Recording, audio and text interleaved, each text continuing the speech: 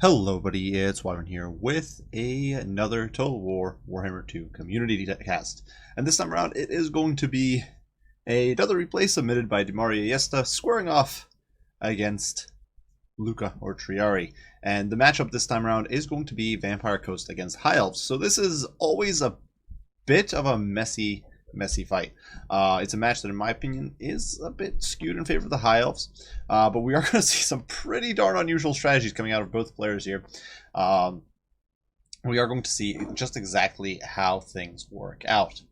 So, starting off with the Vampire Coast build, this one is really a bit janky.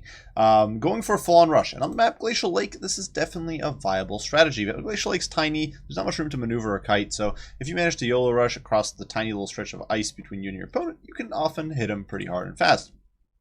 So that's what this Vampire Coast build is centered around. For his lord, Dimaria has decided to bring good old Luther Harkon, and Luther Harkon is going to be toting a pretty stripped down form here. Nothing too crazy. He's got Magical Void, which is nifty. With a Cyrene heavy army, as we can see here, there are in fact 5 units of Cyrenes in this army. An extra 33% magic resist can mean quite the difference between life and death even. So definitely valuable. Of course, he does have Power Siphon to debuff enemy vigor as well as ability recharge. And finally, Hornswaggle to debuff enemy lords or characters and make them more vulnerable to assassination. And when you're going this melee heavy, because most of your melee stuff is pretty slow, that snare can be very, very useful. Luther himself, of course, is a pretty fearsome combatant, toting 90 armor, as well as very respectable combat stats, 70 and 50. He also does have the disrupted effect, reducing enemy physical resist and increasing their miscast chance by 50%, which is pretty nice. Nuts. Also is active on his pistol, so he's going to be doing some pretty crazy chip damage, and if he's sniping down some casters, doing a lot of work. Alongside him, of course, is a caster, Vampire Fleet Captain of Lore of Vampires, coming in with Van Hell's Dance Macabre, as well as Invocation of the Heck and Drowned Dead, so getting in the summons as well as the heals, and of course a little bit of extra speed and damage output. Power Stone for extra wounds magic, and Taunt. So this can potentially stack with Hornswaggle, and you can get a pretty insane temporary debuff, reducing enemy speed by 48% if you combine it, armor by 60, and melee defense by 48. So it's pretty crazy. And of course, the Vampire Fleet Captain, while very expensive, and one of the reasons I really hate this caster character, is a rather potent melee combatant, though that 30 armor can be a bit of a letdown, and with a lot of non-AP missiles on the field, it could be a big threat, including a princess. The front line here, composed entirely of zombies, not much to be said there, a bunch of zombie trash, zombie pirate deckhands. Some of them have a few chevrons in them, so perhaps looking to fight a little better. But here's where things get interesting.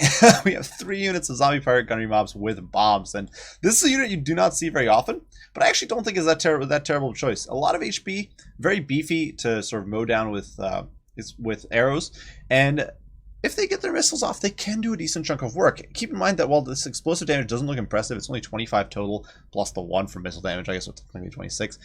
There's 120 models in the unit, so that is a lot of explosives being flung at some very squishy elves, and the majority of elf builds in this match are going to be pretty flimsy. You're not going to see very many heavily armored troops, perhaps the occasional 1 or 2 white lions, but that's really it. Now these guys are being backed by a horde of Cyrenes, as we mentioned before, 5 units of them. Now this is, I think, an iffy choice in this matchup. If your opponent doesn't bring a conventional build, it can pay off, but I think Cyrenes are incredibly risky. Sister of Alarun are really common in this matchup, and of course they mulch Cyrenes. Alariel, of course, grants a magic damage aura, once again melts Cyrenes, and of course Teclis, who's probably the second most common lord choice, brings Flaming Sword of Ruin oftentimes. So a lot of the most common picks in this matchup are incredibly vulnerable, or incredibly dangerous to Cyrenes, and so we'll definitely see how they perform here. There isn't too much magic damage to threaten them, but there is a single unit of Everqueen's Court Guards here that could get pretty nasty against these poor ghostly ladies. Finally, we do have some Scurvy Dogs looking to flank around, perhaps disrupt the backline, of course, protect this push, and finally the Night Terrors, Regiment of Renowned Morngulls, who will be providing terror as well as some monstrous melee stats against the High Elf line. Now, swinging over to Luca's side of things, we do have a princess coming in on a moon dragon, so interesting choice in this match. Not the lord I'd go for, just because guns tend to be very dangerous to dragons. But I'd suppose that with her 180 range, she can definitely sort of outrange the majority of your opponent's guns, can definitely kite around a little bit. 85 speed's okay enough to dodge at longer ranges. And Of course, if your opponent goes with a very crab-heavy build, the heavy AP and decent melee stats allow the princess to dive in and provide some great support. Plus, of course, Moondragon's Breath providing good damage. Fully of high arrows can, snipe away at characters or units a little bit. And you get some extra little bit of oomph in there. We also do have a Mage of High Magic. Interesting choice. Clearly meant to support against air here with Tempest, but also coming in with Hand of Glory. Great buff. I actually really enjoy this spell, and actually synergizes very nicely with Shield of Sapphire, allowing you to spam that ward save. And of course, Apotheosis, so a little bit of a heal. Obviously, Fear won't be helping a dragon very much, but it can make your units more resistant to routing, because Fear undoes enemy Fear. And you can heal some of the better units here. So, for example, the Everqueen's Court Guards. Illyrian Reaver is obviously not the best of units, but, there's a few in here. The Grey, and of course, most importantly, the Princess can be healed up. And besides that, the front line here is composed, well, I say front line, but the Vanguard Force, Shadow Warriors, more Shadow Warriors on the flanks, as well as the Grey. So there's a full surround from the High Elves already, sort of converging on this force. And of course, Shadow Warriors will completely dumpster the one unit on the Vampire Coast roster that can really catch them. Scurvy Dogs will get mulched. Poor Sirens here getting demolished by the Everqueen's Court Guards. Great choice, because these guys will counter crabs very effectively, especially alongside two bolt throwers. And this bolt throwers also allow you to counter artillery. So, Luca, you're probably anticipating a more passive play from Dimaria. And, yeah, so definitely coming with a more sort of counter battery approach. And Dimaria instead is simply rushing him with a horde of angry melee. A few spears in there, providing some additional resistance, and Illyrian Reavers, in my opinion, are a great backline defense unit. Illyrian Reavers, dirt cheap, but at the same time, if they plow into a unit like Scurvy Dogs, they will delete them in seconds. Now, poor Sirens are having a terrible time of it. Getting hit by Invocation from the neck. I think this is a major misplay right here. I should have probably just kept them in the back. In the meantime, we can see bolt thrower shots flying into the zombie pirate gunnery mob and doing a good bit of damage. They're not racking up too many kills. Granted, 17, 18 now, but nothing too crazy. Sirens here definitely sort of starting to crumble, bordering on disintegration, and they actually do start completely disintegrating here for a bit, down to 1100 HP, getting pounded on, and they actually shatter there. So that is already a very expensive unit, 850 gold down the drain for Dimaria, and he has barely scraped the paint on these High Elves. Shadow Warriors do get caught by Scurvy Dogs here, and certainly are taking casualties, but they will fight back. They will fight back pretty effectively, and Scurvy Dogs will not be able to stick around in this fight. Though, they did take a good five models off these guys before fleeing there. So, 15 models down on them total. Definitely good. In the meantime, bombs going in on the spears, whittling them down. And, of course, this can largely be undone by heals, but still, quite a brutal damage. And we can see that rain of arrows coming in from the Everqueen's Court Guards. These ladies have insane rate of fire. If we actually glance over here at the rate of fire, it's sitting at 7-second reload time. So they are just deleting these poor Sirens. The Sirens are too far away to get the benefit from Luther's AoE magic resist. And so the Sirens are just getting torn to shreds. And already two more units are almost gone. So this is quite the disaster here. Dragon diving in, disrupting. And things definitely looking a bit grim for Coast. Coast is deleting these Spearmen and the Zoning Force, but Illyrian Reavers here bogging down the Knight Terrors. Perhaps a little bit of a misplay, because the Knight Terrors will tear these poor horsemen to shreds, especially with the dire or the Scurvy Dogs in there. Scurvy Dogs will also prevent these guys from fleeing too effectively. They try to flee, they're going to get run down and hurt pretty bad. Explosives in the meantime being flung in. Now this is a great synergy here. Sirens with a physical resist are basically immune to the explosive damage, and of course the Vampire Captain and the Luther are basically immune, so they're able to really just shrug off this explosive damage while the spears get roasted. The spears, they're getting deleted by their own Dragon Breath, and the front line is gone for the poor High Elves, except for this one unit of spears here, still resisting, but things definitely not looking great. That said, Shadow Warriors being zoned away effectively by this pirate gunnery mob, at least for most part. But Sisters of Avalorn continue to unload on the Sirens, just shredding them. These ladies now down to 43 models. This unit over here also badly whittled down, already about a quarter of the HP gone. And that, keep in mind, that is going to be adding up. These Sirens are one of the most important units here for the Vampire Coast, and balance of power is shifting decisively in the High Elves' favor here early on. And if those Sirens are gone, if the most elite units for the High Elves or for the Vampire Coast is gone, then you're really left with zombies, and honestly Shadow Warriors and Everqueen's Court Guard will mulch zombies for days. It's really not a problem for them. That said, Illyrian Reavers here removed from play. These spears over here also fleeing for dear life, so being removed here. Shadow Warriors actually getting exploded with grenade fire, so definitely not having the best time. And Sirens do have speed, so they will be able to overrun these poor elves and pursue them and run them down. That said, majority of Sirens are now gone. These Scurvy Dogs do get in on the backline, compromising the Sequel Bolt Thrower, but honestly not able to quite do that much damage. I guess they did overshoot. They actually did shut down both, so I should be more accurate there. They actually have managed to shut down both artillery, so that's definitely a win. But Illyrian Reavers are now coming in, trying to finish the job and pursuing them to the death. In the meantime, we can see the Scurvy Dogs over here swinging back towards the fight as the Night Terrors close in. And this is, while definitely the Cyrene situation has been pretty disastrous for Dimaria. He's been reduced to just 2 units of Cyrenes who are in very, very bad HP and still under fire from the Everqueen's Court Guards. He has managed to preserve his Night Terrors, Luther, as well as the Vampire Fleet Captain. That is still a very solid core of units that potentially can still take on the Princess with the high mix of high mass, missile pressure from Luther, and all that. Over here, the Scurvy Dogs are going to use their last breaths to jump in on the Everqueen's Court Guards, trying to preserve those Sirens just a little bit longer. Keep in mind, one good thing for going for Sirens is the fact that the Sirens have a melee attack debuff. So they do reduce enemy melee attack by 9 here with their trait. I'm actually looking at the zombies there. But with their trait right here, Charmed, they're going to be reducing enemy melee attack by 9, making these guys much less effective in close quarters. Granted, here it's being compensated for with Hand of Glory, but if those ladies hit, they're going to be mitigating the damage output very heavily. Breath, though, going down on this massive blob, doing insane amounts of damage and really melting these poor Sirens and putting the pressure on very heavily. That said, zombies continue closing. Everqueen's Court Guards being pressured. Bolt Thrower, though, still online and chipping away. Over here, Luther is pushing in close and looking to get some shots in. He's slicing and dicing those Shadow Warriors. And we do see a summon of zombies coming in. Gun variant looking to pressure away the Princess. And you can see the Power Siphon as well as Hornswaggle has gone down, reducing her vigor, reducing the speed on the Princess, and preventing her from squeaking away here. Now, Apotheosis is coming in, but the continued pressure is allowing Dimaria here to get more and more damage on the Princess. And certainly it's not a decisive amount of damage right now, but it potentially every little bit does count. Fortunately, though, Night Terrors here do rampage, and that's one of the huge downsides to this unit. They do rampage. So they are actually chasing after the dragon. Surprisingly get the snare here, managed to catch it. Hand of Glory going in, providing that 11% Shield of Sapphire, ward save, as well as helping the Princess hit back very hard against these Night Terrors. But still, Night Terrors are definitely not having a not having any of this nonsense and actually tearing the Princess down pretty effectively. Despite all the fire pouring in, they do still have missile resist. They are still a pretty brutal unit. Looking elsewhere on the battlefield, we can see Bounce Power swinging more towards the center here. A little bit of a slip up here from Luca as he allows his Legion Reavers to get caught up by zombies as well as a Vampire Fleet Captain, and this is a bit of a disaster. These guys are still a 20-mile Legion Reaver unit, and if they get routed, this is a very small map, so it's very easy to route units completely off the field, and if these guys get routed and don't come back, that's not good. Over here in the meantime, Luther and the Sirens slugging out with the Everqueen's Court Guards, who finally cannot shoot. I'm not entirely sure if it's not possible to put these ladies on guard mode, because if they were on guard, I think the ladies in the back here could actually shoot at the Sirens in the front. I'm not entirely sure if that was not possible or if it just wasn't working or something. Or perhaps Luther being in the mix there is preventing the ones in the back from firing. But the Everqueen's Court Guards are routing now. 36 models, or actually not routing, but trying to reposition. 36 models left, so almost half casualties, and the Vampire Coast is pursuing pretty intently, though very low on HP, and bleeding Sirens left and right as an Apotheosis goes in, keeping these Everqueen's Court Guards in the fray.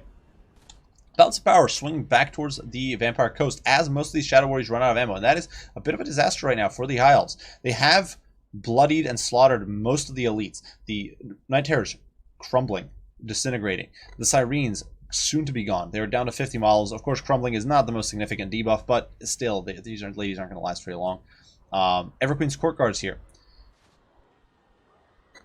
still have some ammo, so potentially if they escape, things could go well, but unfortunately here they do get caught, and that's going to be a bit of a disaster. We can see the arrows coming in from the Princess. I think that's actually a little bit of a misplay. Should have gone for the Night Terrors, in my opinion. Tried to get rid of these guys. I understand that they were so close, and he was probably hoping they're just going to crumble away, but really in this situation, the Vampire Fleet Captain, you still have 12 shots here on the Princess. You can still take your time chipping away.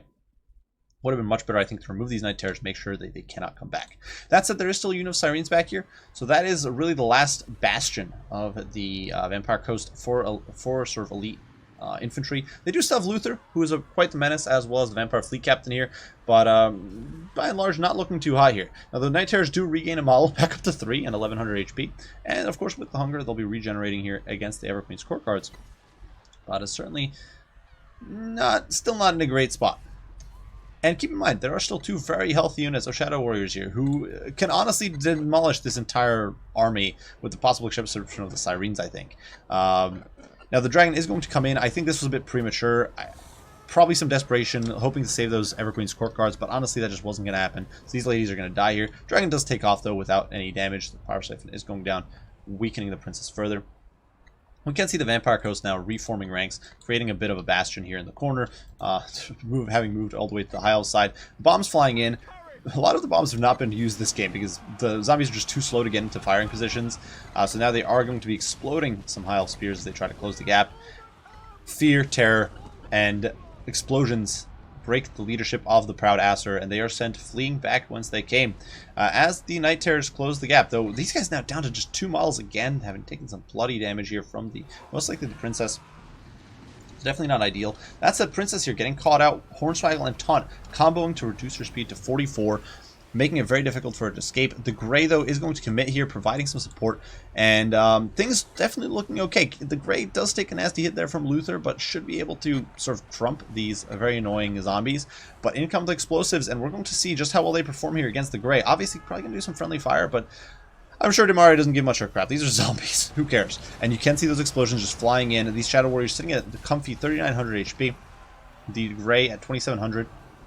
Fire goes in and actually roasts the poor Grey, and in come the bombs, whittling them down further, just explosives raking the high elf line, and black powder takes the day, breaking these Shadow Warriors, probably not helped by the breath attack. Breath attacks are just a little janky sometimes, and that was definitely an unfortunate connection, but yeah, Princess probably screwed her own troops there, and now she does dive in, trying to get some damage, but not looking too high here. 3,800 HP left for her, a handful of troops on the periphery, and these guys will most likely rally. There is still the Mage of High Magic in there as well, but the Princess taking a pounding, down to 3,600 HP, 3,500, dropping fast. Luther, of course, is potentially shooting at her or engaging melee. The Vampire Fleet Captain as well engaging melee. Power Siphon once again going down, draining her to exhausted. Hand of Glory trying to keep her in a fight, but it's really not going to help too much. The Princess HP just tanking. We can actually see the Night Terrors you hit with an invocation in the heck, and because they are in the fight, they're actually regaining HP from hunger, so it's actually helping Nehek return some of their models. And they do manage to bring the Princess down ever lower, and at this point, Luca does decide to concede the match. So, pretty crazy back and forth, and really, really tight game. Came right down to the wire. I think there were a few little mistakes, but it was definitely interesting to see some units that you really do not see very often taking the field. I do think the Asur lineup was more conventional, though still I think Shadow Warriors are an interesting choice. They probably wouldn't be my go-to, at least not in this quantity, so it was interesting to see them make an appearance. On the flip side, the Vampire Ghost roster I think was rather unusual. If you do see an offensive build, then obviously Morngulls and Scurvy Dogs and maybe a Siren or two are not that rare, but bring Luther Archon on foot, a Vampire Fleet Captain on foot, definitely a bit of an interesting combo. Definitely something, and that much Sirens and the Bombardiers, just nuts. Very, very crazy build. Like I said, I think Mass Sirens is not the greatest idea. A lot of high elf builds will bring a lot of we'll have Alariel, we'll have usually multiple. I was actually surprised that Luca here only brought one unit of Sister Traveler, and you oftentimes see 2 or 3. And in that situation, Sirens will really not hold up. And you could still have enough troops to zone Sirens away, even with that sort of investment. So I just don't. I'm not sure this many Sirens was worth it. Obviously, the one unit eventually sort of proved useful as an anchor, but another 4 were lost for very little gain, I think. I guess the Terror was kind of nifty, but I'm not sure it was worth it. Obviously, their speed is nice. If you're running as a vanilla Vampire Coast, your options are limited as to what fast units you can bring. So that kind of makes sense. But I do think they just didn't hold up. And keep in mind, this build was slowed down by the zombie pirate deckhands in there. So it's not like you were going to blitzing ahead too fast. Not sure it was worth it. But yeah, Luther doing work. The Bombardiers doing some insane damage later into the game. Now, in the early stages, they really struggled to find an opening. 92 kills for a dirt cheap unit. Even if that had all been spears, and I don't think it was, I definitely think some of those kills came in on the Grey and the Shadow Warriors. That would have been more than making up for their cost. But yeah, definitely a really fun build. Not sure it would be the most competitive, but definitely very fun to see in action. I think positioning Luther a little more centrally to provide that buff, melee resistance or magic resistance buff to the Sirens would have been useful. I think putting him all the way out on the left flank might have actually hurt some of the Sirens a bit, or made it difficult to keep them alive longer. For Triari, I think the build is honestly pretty conventional, except the Princess is an odd choice, something you don't see very often. She did rake up a bunch of kills, but She also did a lot of friendly fire, and I think a dragon is a very risky pick against Coast. You'll oftentimes won't see great targets for a dragon, and so I'm not really sure it's worthwhile. I think it might be better to bring like nobles and a cheaper caster character or lord, like Alariel or Teclis. I think is generally better. Though obviously it's mostly a bit of an experimental build. And the Shadow Warrior mass is kind of surprising as well. One or two I can understand. I think going all in on them, while at the same time bringing some static stuff like the Eagle Claw is a bit odd. I think if you go for super aggressive build, Shadow Warriors might be good as a shutdown to artillery, but when you got bolt throwers for that, I think you can play with a much more static or slow-paced build. Bring archers, and you might be in a better spot. Because keep in mind, Shadow Warriors are pretty pricey. This is 1,700, 2,550. I believe this is 3,750 gold worth of Shadow Warriors spread across 4 units. Whereas you could get, I believe, 7 units of archers for that price.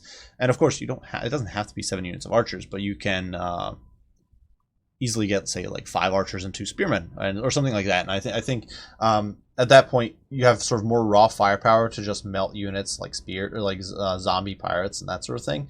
You have a little additional staying power with the spearmen that you're not concerned about getting bogged down in melee. Some of these Shadow Warriors did get prematurely bogged down and screwed that way. And I think it can be better, unless you're going for an aggressive build, in which case, yeah, this is good. But it wasn't all in on aggression. Bolt throwers definitely did some work. This is definitely sort of understating how much damage they did, because with that scatter shots, they did a lot of work. Some of the maneuvers did well. Some got caught out and routed, so some of them definitely didn't have the best day. And of course, the Everqueen scorecards had an insanely good game. 89 kills, majority of those Sirens. Yeah, these ladies did insanely well, and they basically contributed to 3 or 4 of those units of bad. Probably all 4 of these units of Sirens that disintegrating. Definitely a massive value unit here. It's really cool stuff from both players. Really fun. I hope you guys enjoyed. Definitely always good to see these interesting units take the field. You don't see zombie bombers very often. The Princess coming in against Vampire Coast, not something you see all that often. And she definitely did work. 168 kills is nothing to sneeze at. Luther Archon on foot. Wonky choice, but it worked out here. And the Hornswaggles on the Princess and the crowd control, really, really strong. Everqueen scorecard, just insanely good. And you oftentimes just see them overwhelmed or crushed too soon. And in this, they were masterfully protected right to almost the bitter end and performed insanely well. So really well played to both players. Thank you. Huge thanks to Dimaria for submitting this replay. If you guys would like to see your own replays critiqued or shown, or just have some fun builds or units you would like to show off, certainly you can submit them to wyverngamingreplays@gmail.com. I will be leaving the link down in the description below. I do thank you all for watching, and I will see you all in the next one. Wyvern out.